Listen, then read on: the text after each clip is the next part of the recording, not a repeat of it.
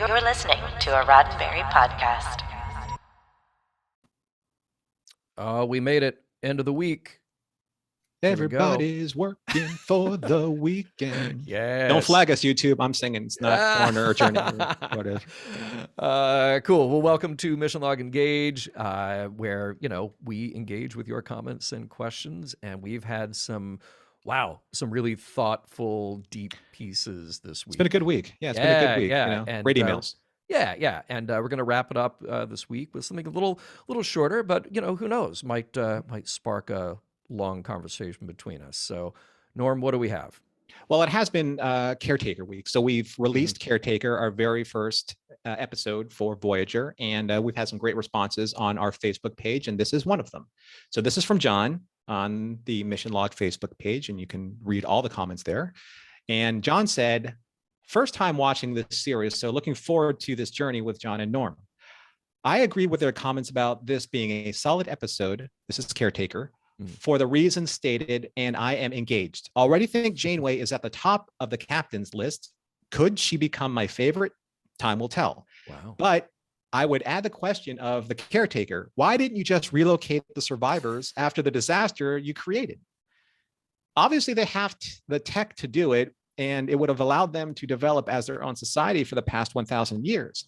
I guess the answer is the writers wanted to make a statement about the failings of patriarchal colonial powers and how they leave disaster and chaos in their wake as the empire dies, which is much too big a topic to be dealt with in one episode. But that is Star Trek before serial storytelling, so I won't be too critical. And it's shortcomings like this that gives Lower Decks grist for its hysterical mill. Thank you, John. Thank you. Hey, did Lower Decks reference specifically Caretaker? I can't remember if they did. I don't remember it, but if they did, it was probably the episode when Tom Paris's plate was speaking to Boimler and the whole thing about, abbreviating Voy to save time. Yeah, which it does, now. By the way. Yeah, and it does. It does. This is really cool. And yes, thank you, John, for being on the journey with us. And as we kick off our Voyager coverage, that is a great point about the Caretaker. Caretaker obviously had a tremendous amount of power. I'm glad though, like it's sort of a comfort place to go back to Star Trek because we're simultaneously covering modern Trek, which is all long serialized storytelling. It's kind of this comfort place to go back to where you can get everything across in an hour, or in this case, 90 minutes in a two-parter premiere episode. And there are a lot of shortcuts that we have to take with the Caretaker specifically. I think what's interesting about the Caretaker is this alien of immense power, but also just racked with guilt and has created this problem that whatever we want to call the alien, can't see its way out of. So yeah, had the other Caretaker not gone off, because we know that there was another one at some point, had that one not left, or are they the end of their species? Where are the others that maybe could have helped to resolve this situation?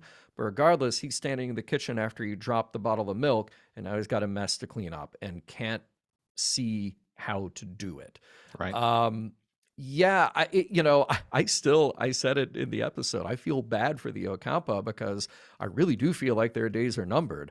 As much power as the Caretaker sent to them before he knew that he was dying, they're not equipped to take care of themselves. And let's not forget that Voyager is just making a beeline for whatever, any possible way to get back to Earth at this point. Ocampa is in the rearview mirror.